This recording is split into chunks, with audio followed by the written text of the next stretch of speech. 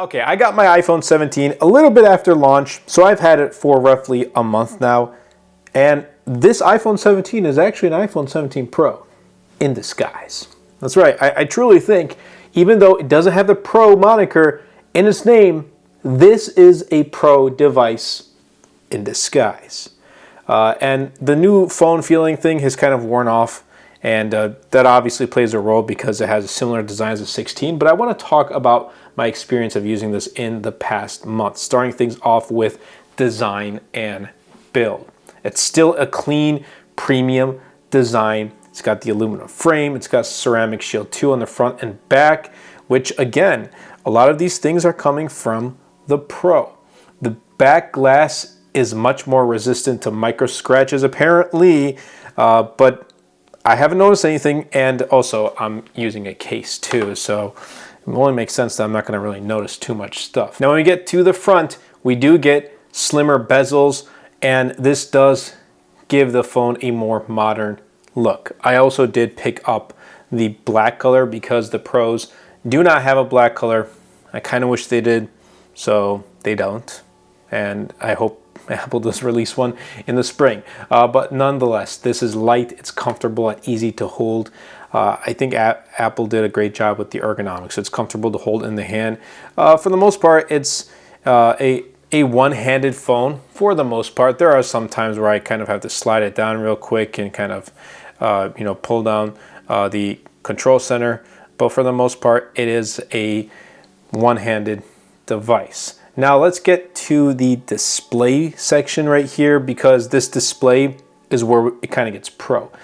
You know that Pro display, 17 Pro with a 6.3 inch OLED 120 Hz ProMotion, all the great stuff, and 3000 nits of peak brightness, the anti-reflective coating, everything on the Pro, you can find it here on the regular 17.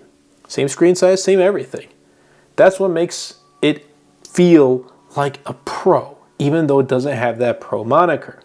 This is easily the best display Apple has put in a non-Pro iPhone, even though Apple calls 120 Hz refresh rate displays ProMotion.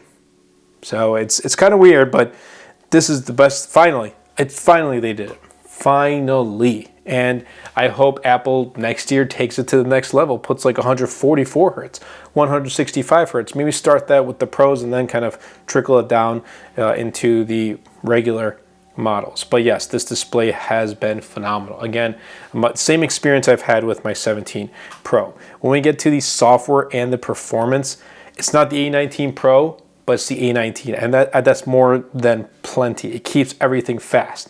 Apps open instantly. Multitasking is smooth. Having a bunch of apps open in the background is great. Animations feel snappy. There's no lag, no stutters, no overheating issues.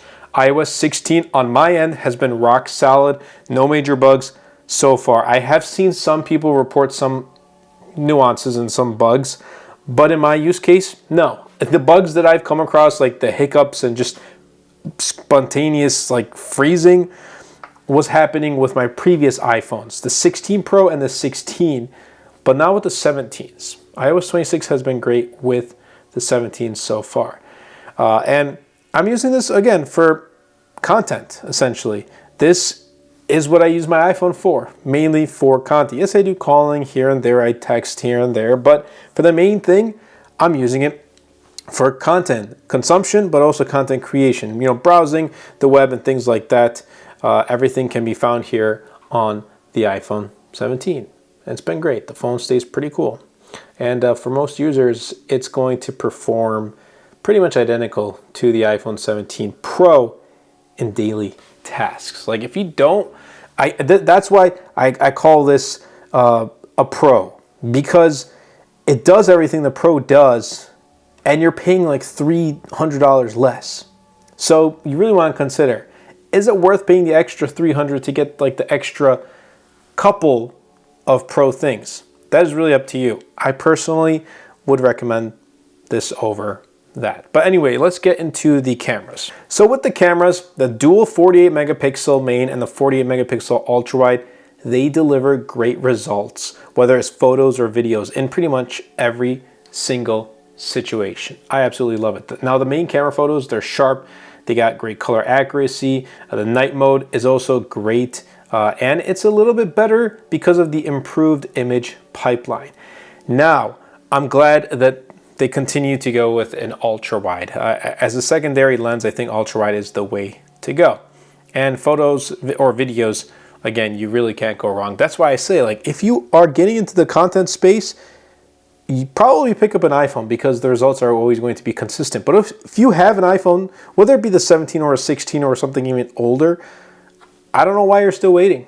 The hardest part is to pick up your phone, record, edit, upload, and then publish it. That's the hardest part. Once you do that, the rest will happen. So if you are listening and you want to get into content creation, that's my first recommendation, first piece of advice. Just start recording and hit that publish button. The rest will happen. You'll learn as you go. Anyway, the 18 megapixel front-facing camera produces great selfies, but it's also great for video calls, for FaceTime calling. And also, if you want to use it for video recording, which I do use it for video recording, but I also like dual capture here, which is great. And the fact that you can take photos or videos in landscape because of the square sensor with the iPhone 17 and the 17 Pro, in the entirety of the new iPhone lineup, you can take long or horizontal photos. I can't even speak, landscape photos with the front-facing camera without needing to actually physically switch your camera. So that's great. But overall, I think even though it doesn't have a telephoto lens, it still does a great job. It will not disappoint. Well, how about the battery life? How's the battery life held up with the iPhone 17? It's been a good upgrade over the 16. I'll tell you that. Most days, again, I'm ending around like 35-ish% of battery life, and that is saying quite a lot. And that's really impressive if you ask me. Easily is lasting an hour and a half, 2 hours longer than my iPhone 16 by the time, you know, by the time this released with my iPhone 16, yeah, that wasn't really lasting too great. It was still good. It was better than my 16 Pro for sure, but this has been an improvement. Standby time is also great. Again, 1 to 2% overnight. I think that's just the thing with iPhones. Standby time has always been great. It does charge pretty fast, so that's also a huge plus. Is it the fastest on the market? Most definitely not, but it's still decent at best. Like it's fine. Like 50%-ish in about like 30 minutes if you have the correct charger, but for the most part, it gets the job done. Battery life is definitely, I think the Pros obviously do better in battery life, but this still will not let you down, I'll tell you that.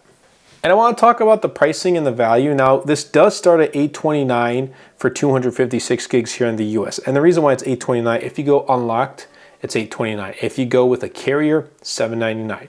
But 256 gigs is now the base storage. That's a good move, Apple. Good job. I'm glad that they made this 256 gigs the base model. But Apple's long-term support, 5, 6, in some cases 7 years of software support makes this a great phone to hold on long-term.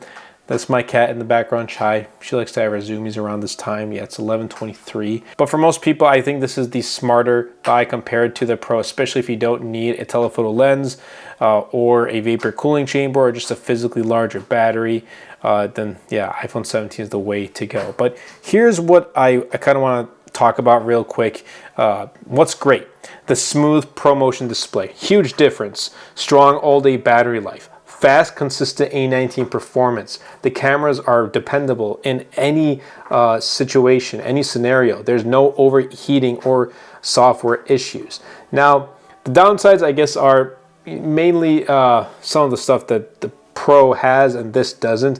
No dedicated telephoto lens, and then not having the vapor cooling chamber and the physically larger battery and all that stuff. But, you know, you have to really think about it. Do you really need that extra for the extra 300? Probably not. But kind of wrapping things up, I know you guys can probably hear my cat Chai in the background. She's again having her zoomies. She's playing with some of her toys, and you know, for some reason she likes to just play with her toys, especially when I'm recording and making videos. But anyway, just to wrap things up, the iPhone 17 I think is the most complete and well-balanced standard iPhone Apple has released, right? Makes sense. It's got the smooth display, great cameras, excellent battery life, and fast performance. Essentially, this has been no headaches, no issues. If you don't need the extra pro features, this is the perfect everyday iPhone. This is a perfect like content consumption, content creation phone, iPhone that you can pick up. A month later, as expected, it's going to feel fast, and it still feels modern and incredibly polished. I hope you guys did enjoy this video. If you did, definitely be sure to super smash that like button, comment down below, and best of all, share this video because it really does help out the channel out a lot. Will help push my content out to more people. Definitely be sure to check the links down below. Right here is my latest wallpaper pack. It is called Lava Flow. It's my favorite one so far. I absolutely love it. You have 15 different wallpaper packs. Definitely be sure to check it out below. But that's it for me. I'll catch you all in the next video. I don't know if it'll be with the iPhone 17, but catch you all in the next one. Take care.